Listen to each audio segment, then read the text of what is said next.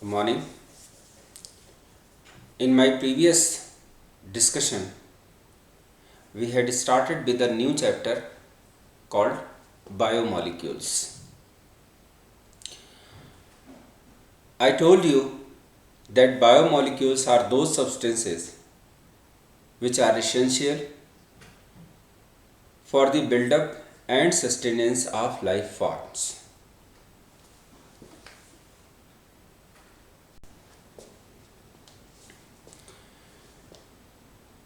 Then I told, then we started about carbohydrates. So therein I told you that carbohydrate term is taken from the term carbon hydrates, means the compounds whose formula could be written as CxH2OY. I told you about classification of carbohydrates, sugars and non-sugars. Sugars are those carbohydrates which has got a crystalline structure, are soluble in water and has got a sweet taste like sucrose, glucose, fructose. While non-sugars are those which has got an amorphous structure, are insoluble in water and are tasteless like cellulose. Another word which is used for the carbohydrates is saccharides, and they are classified as monosaccharides, oligosaccharides and polysaccharides. Monosaccharides are simplest carbohydrates that cannot be hydrolyzed further. They themselves are polyhydroxyaldehydes or ketones. But oligosaccharides, when they are hydrolyzed, they gives 3 to 10 or 2 to 10 monosaccharide units, while polysaccharides are those which on hydrolysis gives few hundred to few thousand monosaccharide units. Now today we will discuss about simplest monosaccharide and most important one, glucose. Why we say most important one? Because glucose is the ultimate source of energy for all living things, whether they are plants or they are animals, all sort of living things. For them, ultimate source of energy is glucose. Whatsoever we are eating, we are taking as a nutrition. By the process of digestion, it is ultimately converted to glucose, and this glucose finally undergo combustion. It reacts with oxygen to form carbon dioxide, water, and produces energy. And this energy is used for performing various vital activities by living systems, by human beings, by other animals, by plants, etc. So that is why we say that it is most important one. In nature, glucose is found in many ripe fruits, honey and all that, and in lab it is obtained by the hydrolysis of cane sugar, sucrose, ordinary sugar that is used in the kitchen, and on commercial scale it is obtained by the hydrolysis of starch. When starch is hydrolyzed in the presence of dilute acid under pressure, it gives glucose. Molecular elemental estimation shows that molecular formula of C6H12O6 means one molecule of glucose contains 6 carbon atoms, 12 hydrogen atoms and 6 oxygen atoms, and structure of glucose is determined with the help of following reactions. Glucose when reacts with red phosphorus and Hi, it gives N-hexane,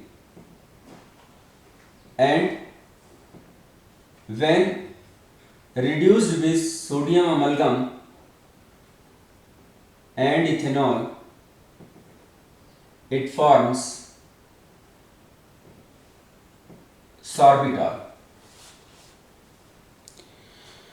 Now in N-hexane, all the 6 carbon atoms are joined in a straight chain, and sorbitol is also an alcohol having 6 carbon atoms attached in a straight chain. So glucose on reaction with formation of N-hexane and sorbitol from the glucose confirms that all 6 carbon atoms are present as a straight chain.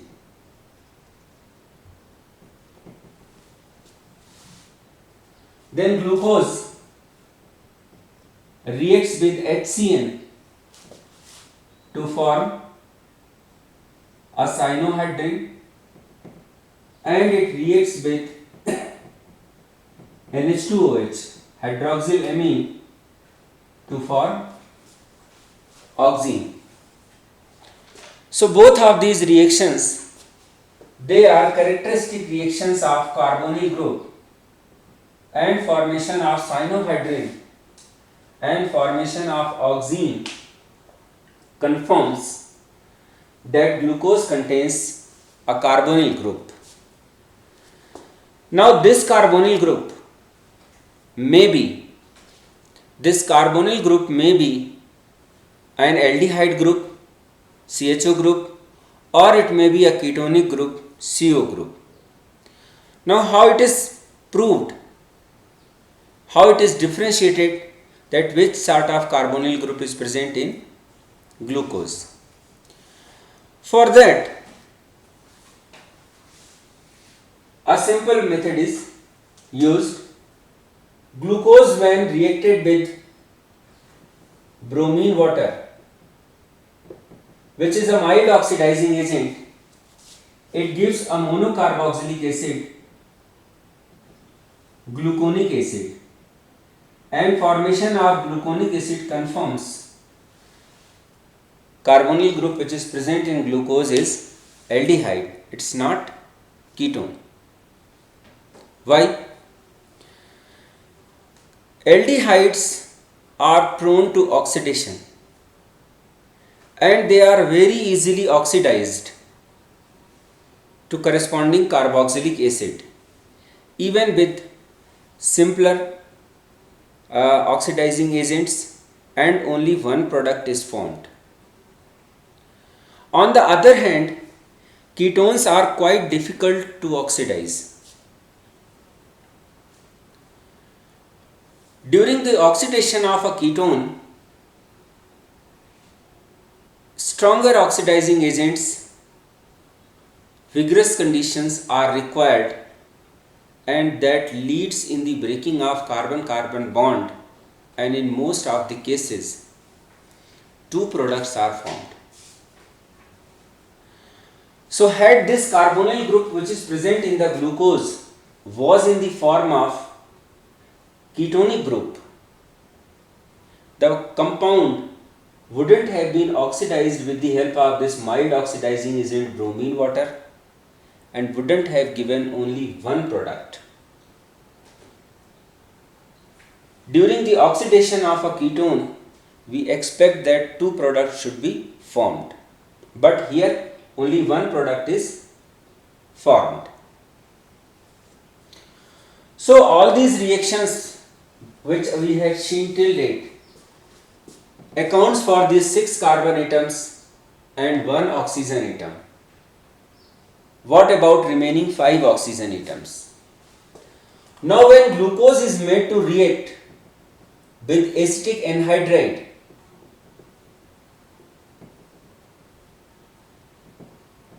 so with each mole of glucose, 5 moles of acetic anhydride is used and glucose pentaacetate is formed, and formation of glucose pentaacetate indicates presence of 5 OH groups. Say for example, this is an alcohol ROH.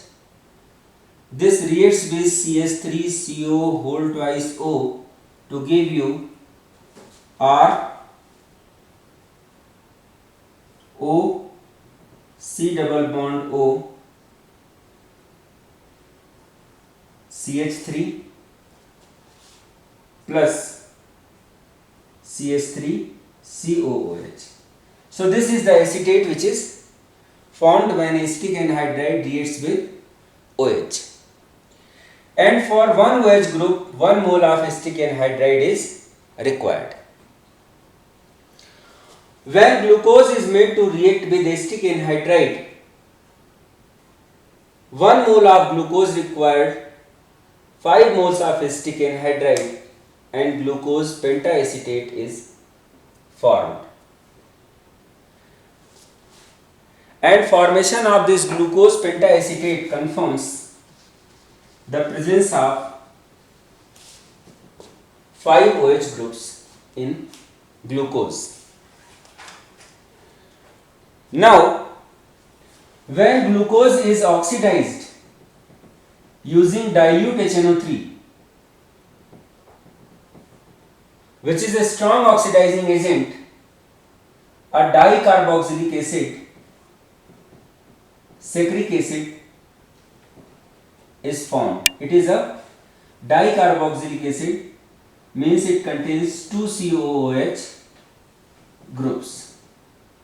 And same citric acid can also be obtained by oxidation of gluconic acid with strong oxidizing agent. So this proves that one OH group is primary in nature.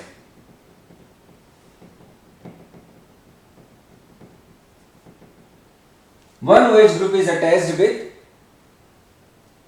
a 1 degree carbon atom, while 4 OH groups are secondary in nature. While 4 OH groups are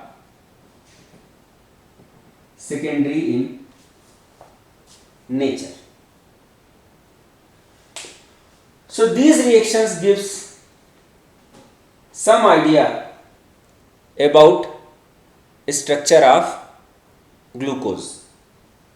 Let me summarize these reactions again. On elemental analysis and determination of molecular formula of glucose was discovered as C6H12O6.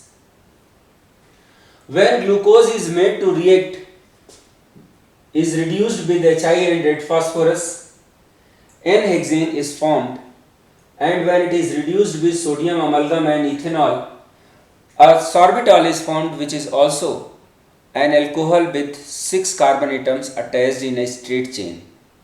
So the formation of N-hexane and formation of sorbitol confirms that all 6 carbon atoms are present in a straight chain. When glucose is made to react with HCN, it forms cyanohydrin. When it is made to react with hydroxylamine, it forms oxime. So both of these reactions, formation of a cyanohydrin and formation of an oxime, are the characteristic reactions of carbonyl group. So this proves presence of a carbonyl group in the structure of glucose. Now when glucose is oxidized with a mild oxidizing agent bromine water, it forms gluconic acid, which is a monocarboxylic acid, and this confirms that carbonyl group which is present actually is an aldehyde group, because aldehydes are easily oxidized even with mild oxidizing agents to corresponding carboxylic acid, while ketones are difficult to oxidize. For the oxidation of ketones, For the oxidation of ketones, strong oxidizing agents are required, and that involves breaking of bonds, and two products are formed. Now glucose reacts with acetic anhydride to form glucose pentaacetate. Means glucose has got 5 OH groups, and out of these 5 OH groups, one OH group is a primary in nature and 4 OH groups are secondary in nature.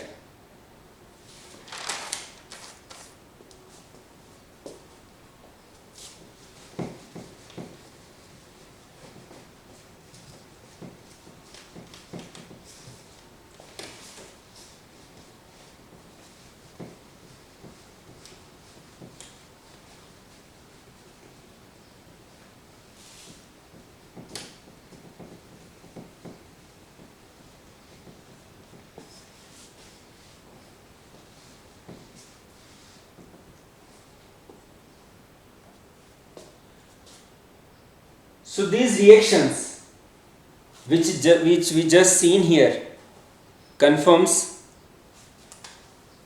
number 1, all 6 carbon atoms are present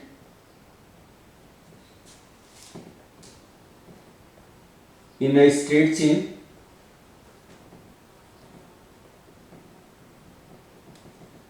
Number 2, glucose has a CHO group. Third, glucose has 5 OH groups, out of which one OH is primary and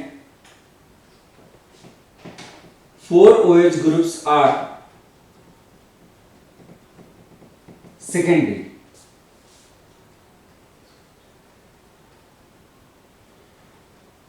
So these are the structural features that glucose have. All the 6 carbon atoms are present in a straight chain. It has a CHO group, has 5 OH groups, and out of these 5 OH groups, one OH group is primary in nature, that means attached to a 1 degree carbon atom, and 4 OH groups are secondary. And on the basis of these facts, open structure of glucose was proposed by Bayer. Now in this structure there are 4 chiral carbon atoms, and glucose exists in 16 stereoisomeric forms, which refers to 8 pair of enantiomers. And exact configuration of glucose molecule was determined by Emil Fischer, and for which he also got Nobel Prize. So by combining all these factors, all these facts, following structure of glucose is proposed, and reactions that are involved, they are explained.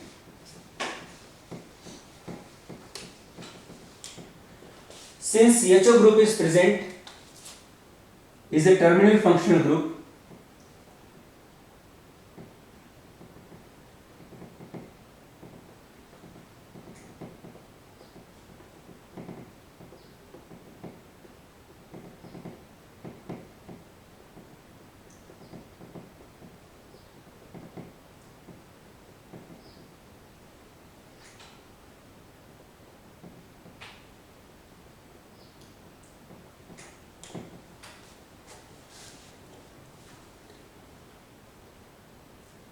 so these arrangements, there you can see that it contains all the 6 carbon atoms arranged in a straight chain. Then it contains a CHO group. It contains 4 OH groups 5 OH groups, out of which 4 are 2 degree and 1 is secondary. And on the basis of this structure, various reactions were explained. For example, when this glucose reacts with Hi and red phosphorus, it forms CH3, CH2 whole 4, CH3, N-hexane. And on reaction with sodium amalgam and ethanol, it forms CH2OH, CHOH whole 4, CH2OH, sorbitol. And these two reactions had confirmed that all the 6 carbon atoms are arranged in a straight chain. Now when it is made to react with HCN in this way,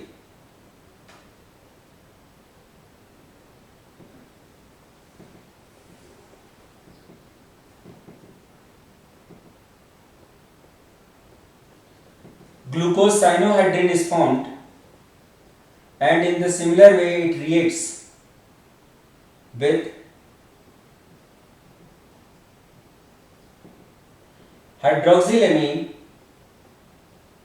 to form glucose oxime. And these are the two reactions that confirms the presence of a carbonyl group in the structure of glucose. Now when it reacts with bromine water, which is a mild oxidizing agent, it forms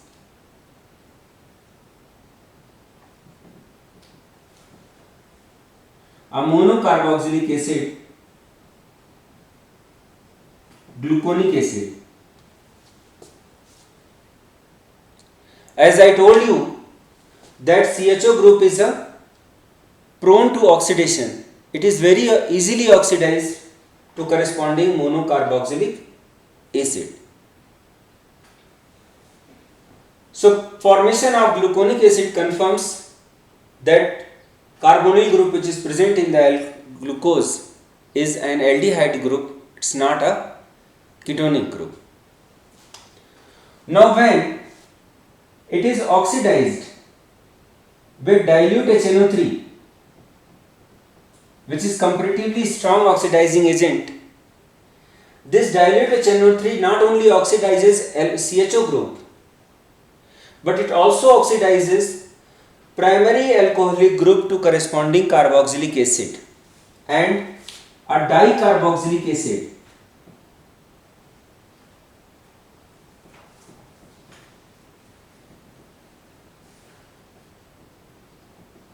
Saccharic acid is formed,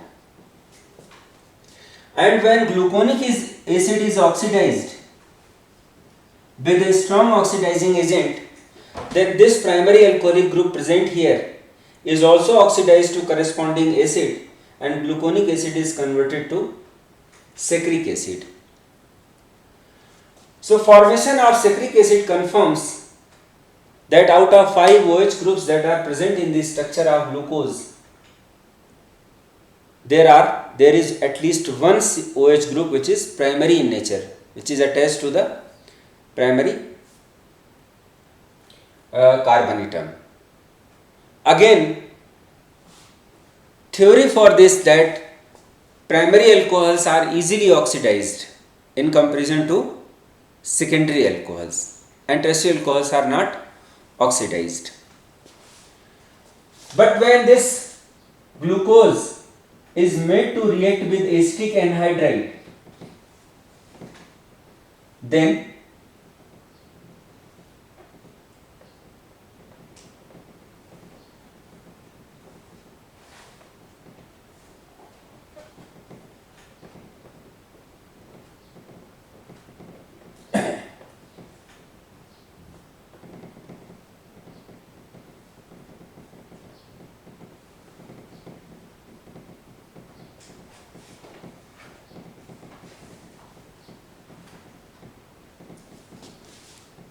In this way,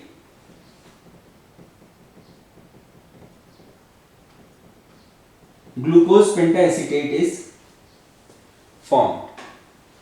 And formation of this glucose pentacetate confirms that it contains 5 OH groups. So although this open structure of glucose explains most of the observed properties, observed reactions of glucose, yet there are many things remain unanswered. But there are many observations which cannot be explained by this open structure that we will discuss in our next module. Thank you.